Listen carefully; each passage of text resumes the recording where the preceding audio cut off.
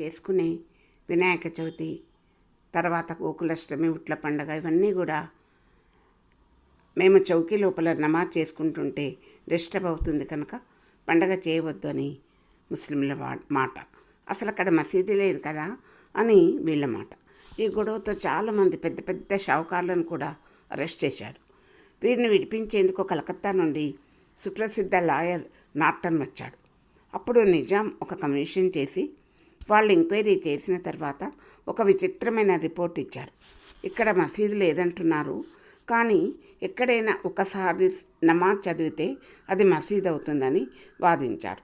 కానీ commissioner chairman మాత్రం ఆ వాదన ఒప్పుకోకుండా, ఒకవేళ నేను దౌరాలో ఉన్నప్పుడు నా మిత్రులు ఎవరైనా బ్రాహ్మణ ఇంట్లో నేను బస చేసి నమాజ్ చేసుకుంటే ఆ ఇల్లు మసీదు అవుతుందా అని ఎదురు ప్రశ్న వేసి, ఇక్కడ హిందువులు వాళ్ళ పండుగ చేసుకోవడానికి ఏ ఆక్షేపణ ఉండకూడదు అని రిపోర్ట్ రాశాడు.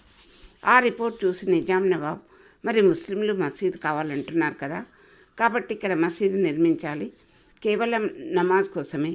కానీ ముస్లిమేతరుల పండుగ ఊరేగింపు కానీ, పెళ్లి ఊరేగింపు కానీ, రోడ్డు మీద జరిగే ఏ ఉత్సవమైనా కానీ పోయేటందుకు ఆ మసీదుకు ఆటంకం కాదు అని ఫైసలా రాశాడు. దానికి షావుకారులంతా సంతోషించారు. కానీ ప్రతి ఉత్సవాలప్పుడు జులూస్లు వద్దన్న ఆక్షేపణే. ఒకసారి గుంటూరు నుంచి కలియుగ భీముడు అనే వస్తాడు వచ్చి షావుకారి పిల్లవాళ్లకు కట్టెసాము 6 నెలలు నేర్పేవాడు. వాళ్ళు పహల్వాన్లలాగా తయారై 2 చేతులతో కత్తులు తిప్పేటివాళ్ళు. కత్తులు పట్టుకొని వీరు ఊరేగింపులో ఉన్నారు. కానీ వాళ్ళు వీళ్ళ మీద దాడి చేశారు. చాలామందికి దెబ్బలు తగిలి హాస్పిటల్లో చేర్చారు. ఉత్సవాలలో కూడా దర్గా ముందర నుండి పోకూడదని ఆక్షేపణ. మసీదుకు 100 గజాల దూరం నుండి పోవాలి. 100 గజాలైన బాజాలు కొట్టకూడదని నిజాం కాలంలో ఇంకో రూల్. అందుకని హిందువులు ఒక బాజా మసీదుకు 100 గజాల యువతల, ఇంకొకటి మసీదుకు 100 గజాల అవతల పెట్టేవాళ్ళు. ఊరేగింపు పోతుంటే ఇక్కడ బాజా మోగుతుండేది. మసీద్ దగ్గరికి ఊరేగింపు పోగానే ఇక్కడి బాజా ఆగి అవతల బాజా మోగటం మొదలయ్యేది. ఎలాగైతేనేం మొత్తం మీద బాజా లేకుండా ఊరేగింపు వెళ్ళకపోయేది. 1-2 సార్లు గొడవలు కూడా జరిగాయి. దాంతో ఒకసారి ఊరేగింపు కూడా ఆపడం జరిగింది. ఇవే హిందూ ముస్లింల పోట్లాటల కింద పరిగణించబడేవి. ఆ రోజుల్లో ముస్లింల దాడే కానీ, హిందువుల ప్రతిఘటన ఇవన్నీ లేనేలేవు. కానీ కొన్ని చోట్ల ముస్లింలకు ముస్లిమేతరులకు మధ్య వ్యక్తిగత సంబంధాలు, కుటుంబ స్నేహాలు అద్భుతంగా ఉండేవి. రాజకీయ స్తోమతను బట్టి, ఆర్థిక స్తోమతను బట్టి జాగీర్దార్లు, దేశ్ముఖులు, నవాబుల కుటుంబాల మధ్య మతపరమైన విభేదాలు లేకుండా విందులు, వినోదాలు, కాలక్షేపాలు ఉండేవి. హిందువులు ఇళ్లలో దసరా లాంటి పండుగలు ముస్లింలు కూడా పాల్గొనేవారు. కానీ సామాజికపరమైన విషయాల్లో మాత్రం ఏకపక్షంగా దౌర్జన్యం, అణిచివేత ముస్లింల వైపు నుండి జరిగేవి. ఈ విధంగా గణపతి ఉత్సవాలలో ఆర్య సమాజ పండితుల ఉపన్యాసాలు ఉండేవి. ఆర్య సమాజంలో ప్రముఖ పాత్రుడైన వందే మాతరం రామచంద్రరావు గారు హైదరాబాద్ సంస్థాన స్వాతంత్ర ఉద్యమంలో ప్రముఖ పాత్ర వహించి అత్యంత ధైర్య సాహసాలతో స్వాతంత్ర సమరయోధుడుగా తెలంగాణ ప్రాంతంలో ఆర్య సమాజ నిర్మాణానికి, ప్రచారానికి ప్రముఖ పాత్ర వహించి అవిరళ కృషి జరిపిన దేశభక్తుడు. వీరు 1917లో మహబూబ్నగర్ జిల్లా గద్వాలలో రామారావు, రామలక్ష్మమ్మ గార్ల కడుపు పంట. వీరు కొంతకాలం కర్నూలులో చదివి ఉన్నత విద్యాభ్యాసానికి హైదరాబాద్ నగరం వచ్చి సీతారాంబాగ్లో నివాసం ఏర్పరచుకున్నారు. వీరికి దైవభక్తి, ఆధ్యాత్మిక విషయాల పట్ల ఆసక్తి ఎక్కువ. వీరు ఆ రోజుల్లో ఆర్య సమాజ సంస్థ జాతీయ స్థాయి అగ్రనేత రామచందర్ దెహల్వీ హైదరాబాద్ నగరాన్ని సందర్శించి ఆర్య సమాజ ఆశయాలు, లక్ష్యాలు, కార్యక్రమాల గురించి ఎన్నో ఉపన్యాసాలు ఇచ్చారు. అవి విని ఎందరో యువకులు ప్రభావితులయ్యారు. వారిలో ముఖ్యులు రామచంద్రరావు గారు. 1938లో హైదరాబాద్ స్టేట్ కాంగ్రెస్, హిందూ మహాసభ, ఆర్య సమాజ్ రాష్ట్ర కమిటీ ఈ 3 సంస్థలు నిజాం రాజు నిరంకుశ విధానాన్ని వ్యతిరేకిస్తూ పౌర హక్కుల సాధన కోసం సత్యాగ్రహ ఉద్యమాన్ని ప్రారంభించడం జరిగింది. ఆ ఉద్యమంలో యువకుడైన రామచంద్రరావు పాల్గొని జైలుకు వెళ్ళారు. జైల్లో ఉన్న సత్యాగ్రహులందరూ ప్రతిరోజు వందే మాత్రం జాతీయ గీతాన్ని పాడేవారు. జైల్ సూపరింటెండెంట్ ఇంగ్లీష్ అధికారి. జైల్లో ఖైదీల నియంత్రణ గురించి అతనికి కొన్ని అభిప్రాయాలు ఉండేవి. వందే మాతరం అనే జాతీయ గీతాన్ని జైల్లో పాడటం నిషేధం కాబట్టి ఆ గీతాన్ని పాడకూడదని అతడు ఆజ్ఞాపించాడు. కానీ ఆ దళం ఖాతరు చేయలేదు. జైలు అధికారి యువకుడైన రామచంద్రరావుని పిలిపించి చెంపదెబ్బలు కొట్టి అతనికి 24 కొరడా దెబ్బలను శిక్ష విధించారు. అతడు ప్రతి దెబ్బకు వందే మాతరం అంటూ చివరి దెబ్బకు స్పృహ కోల్పోయాడు. అప్పటి నుండి ఆయనను వందే మాతరం రామచంద్రరావు గారు కానీ పిలవటం మొదలైంది. కానీ వారి ఇంటి పేరు మాత్రం వావిలాల. విడుదలైన తర్వాత వీరు ఆర్య సమాజ్ కార్యక్రమాల్లో పూర్తిగా నిమగ్నుడై ఆ సిద్ధాంతాలను ప్రజలలో ప్రచారం చేశాడు. చంద్రప్రకాశ్రావు గారు ఆర్య సమాజంలో కార్యకర్తగా పాల్గొనకపోయినా ఉపన్యాసాలు విని ప్రభావితుడైనందున వీరిలో దేశభక్తి ఇంకా బలపడటానికి ప్రబల కారణమైంది. భారతదేశంలోని సంస్థానాలలో హైదరాబాద్ సంస్థానం చాలా పెద్దదైనందున అక్కడి జనాభా 1,60,00,000.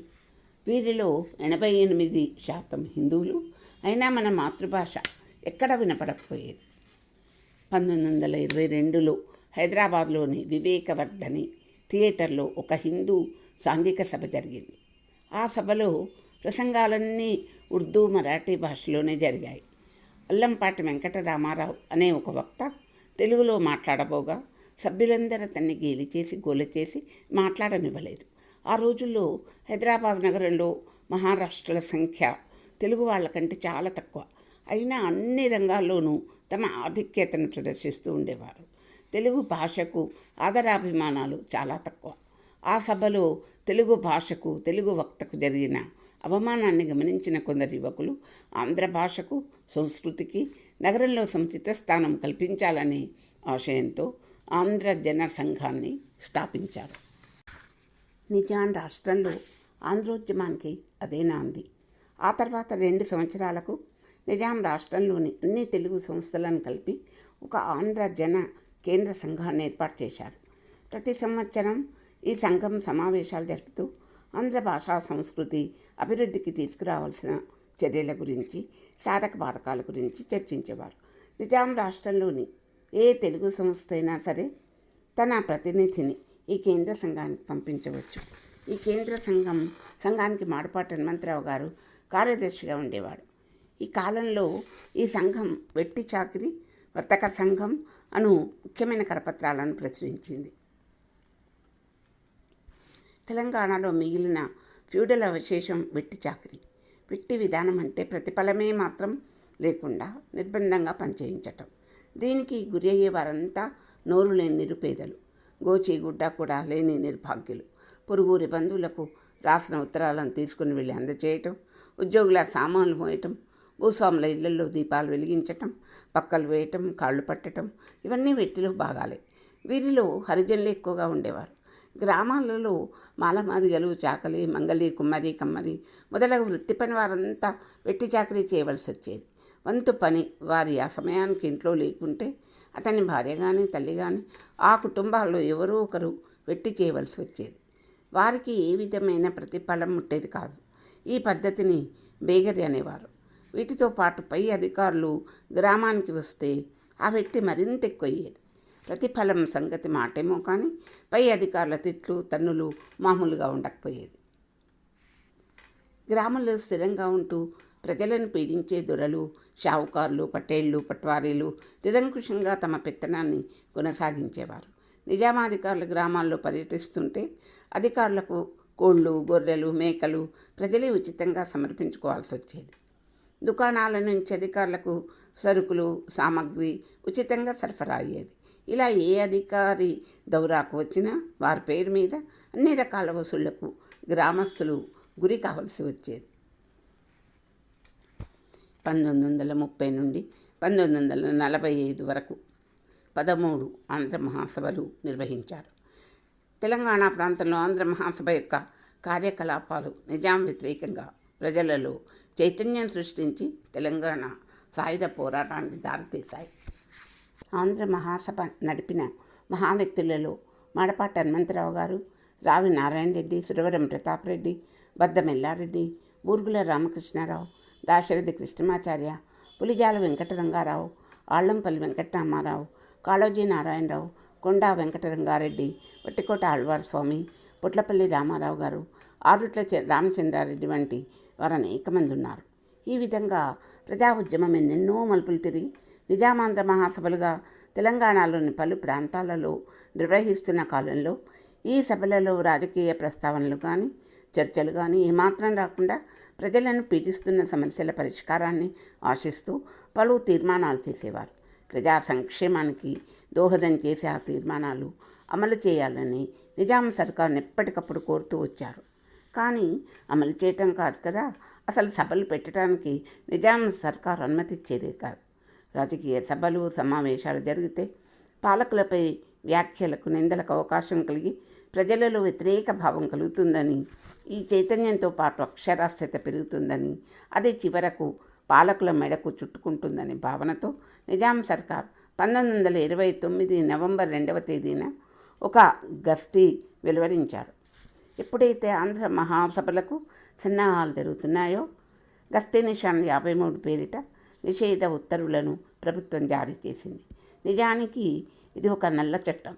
దీని ప్రకారం నిజాం రాష్ట్రంలో రాజకీయ సభలు కానీ, రాజకీయ పరిణామాలకు కారణం కావచ్చునన్న అనుమానం కలిగించే సభలు కానీ జరపకూడదని, ఏ సభలను నిజాం అనుమతి పొందకుండా నిర్వహించకూడదని, వీటిని ఉల్లంఘించేవారు కఠినంగా శిక్షించబడతారని గస్తీ నిషాన్ 53 ఆర్డినెన్స్ తెలియజేస్తుంది. అయినా హనుమంతరావు, కొండా వెంకటరంగారెడ్డి వంటి వారు 1930లో ప్రథమాంధ్ర మహాసభను నిర్వహించారు.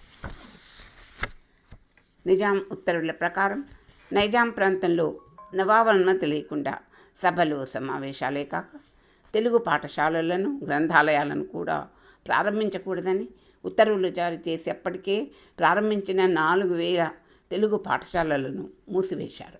సాధారణ ప్రజలు సమూహాలతో పండుగలను నిర్వహించాలంటే 2 నెలల ముందు నవాబు అనుమతి పొందాలి. కవులు, గాయకులు, యువకులు, రచయితలు ఎవరైనా ప్రభుత్వ అనుమతి లేకుండా సమావేశాలు నిర్వహించకూడదని, అనుమతి పొందిన సభలలో కూడా పాల్గొనే వారి పేర్లతో పాటు వారి ప్రసంగాలను సంక్షిప్తంగా దరఖాస్తులో రాసి పంపాలని, ఒకవేళ నవాబుకి ఇష్టం లేకపోతే ఆయన తిరస్కరించవచ్చునని ఫర్మానా జారీ చేశారు. ఈ విధంగా నిజామాంధ్ర మహాసభల నిర్వహణ ఎంతో కష్టసాధ్యమైంది.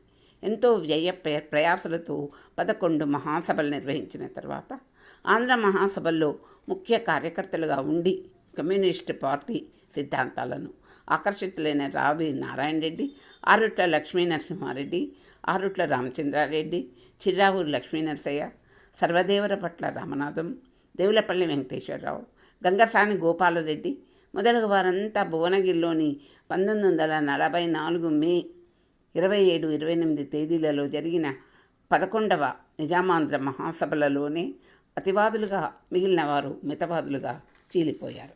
తిరిగి నిజామాంధ్ర మహాసభను పునరుద్ధరించే లక్ష్యంతో జాతీయ పక్షం పేరున ప్రకటన చేశారు. అందుకు అనుగుణంగా మందుముల నరసింహారావు అధ్యక్షతన మడికొండలో 1945 మార్చ్ 15, 16, 17 తేదీలలో 12వ నిజామాంధ్ర మహాసభలు ఘనంగా జరిగాయి. 1946 మే నెలలో మెదక్ జిల్లా కంది గ్రామంలో సర్దార్ జమలాపురం కిషోరావు 13వ ఆంధ్ర మహాసభ నిర్వహించినప్పుడు చంద్రప్రకాశ్రావు గారు కార్యకర్తగా పాల్గొన్నారు. పై మహానుభావులంతా ఈ మహాసభల్లో పాల్గొని స్ఫూర్తిదాయకమైన ప్రసంగాలు చేశారు. ఎంతో ఘనంగా జరిగిన ఈ ఆంధ్ర మహాసభల్లో ఒక విద్యార్థిగా చంద్రప్రకాశ్రావు గారు ఎంతో క్రియాశీలంగా వ్యవహరిస్తూ పాల్గొనడమే కాక ఎంతో ప్రభావితుడయ్యాడు. దక్షిణ భారత హిందీ ప్రచార సభ భారతదేశపు దక్షిణాది రాష్ట్రాలలోని ప్రజల్లో హిందీ అక్షరాస్యతను అభివృద్ధి చేయాలనే లక్ష్యంతో ఏర్పాటైన సంస్థ. దీని ప్రధాన కార్యాలయం చెన్నైలో ఉంది. ఈ సంస్థని మహాత్మాగాంధీ సహకారంతో అనీ బెసెంట్ ప్రారంభించింది. ఈ సంస్థను జాతీయ ప్రాముఖ్యత కలిగిన సంస్థగా భారత ప్రభుత్వం గుర్తించింది. ఈ రజతోత్సవాలలో పాల్గొనటానికి 1946 ఫిబ్రవరిలో మహాత్మాగాంధీ మద్రాసు నుంచి వార్తా వెళ్తూ హైదరాబాద్ సంస్థానం గుండా వెళ్ళవలసి వచ్చింది. ఆయన ప్రయాణం చేస్తున్న రైలు ఖమ్మం, మహబాద్, వరంగల్ పట్టణాల్లో నిలిచింది. అప్పుడు ఉదయం 9:30 జన సందోహంతో రైల్వే స్టేషన్ అంతా కిటకిటలాడిపోయింది. నారాయణరావు అధ్యక్షతన ఎంఎస్ రాజలింగం, హైగ్రీవాచారి గారు, ఎన్ శ్రీరాములు నాయుడు, చంద్రమౌళీశ్వరరావు గారు, రంగనాయకులు ప్రభృతులతో సన్మాన కమిటీ ఏర్పాటైంది. చంద్రప్రకాశ్రావు గారు వాలంటీర్గా జన ప్రవాహాన్ని క్రమబద్ధీకరించారు. ఈ సందర్భంగా ఆగిన రైలు నుండి మహాత్మా గాంధీ గొడుగు చేత పట్టుకొని కంపార్ట్మెంట్లో నుంచి దిగి వచ్చారని, సుమారు 2-3 నిమిషాల సేపు ప్రసంగించారని, ఆయన ఉన్న కొన్ని నిమిషాల్లోనే దాదాపు 15,000 రూపాయలు, 3,000 రూపాయలు విలువ చేసే బంగారు ఆభరణాలను విరాళంగా ప్రదానం చేశారని, ఆనాటి మహాత్ముని విగ్రహం ఈనాడు తన కళ్ళ నుండి చెదిరిపోలేదని ప్రకాశ్రావు గారు ఒక సందర్భంలో పేర్కొన్నారు. ఆ రోజు మహాత్ముడు అంటరానితనం పాటించరాదని, మనుషులందరికీ దేవాలయ ప్రవేశార్హత ఉందని, ఖాదీ వస్త్రాలు ధరించాలని, జాతీయ సమైక్యత పాటించాలని, మాతృభాషతో పాటు జాతీయ భాషను నేర్చుకోవాలని పలికిన మాటలన్నీ ప్రకాశ్రావు గారి మనసులో నాటుకుపోయాయని కూడా అదే సందర్భంలో వారి మాటలు.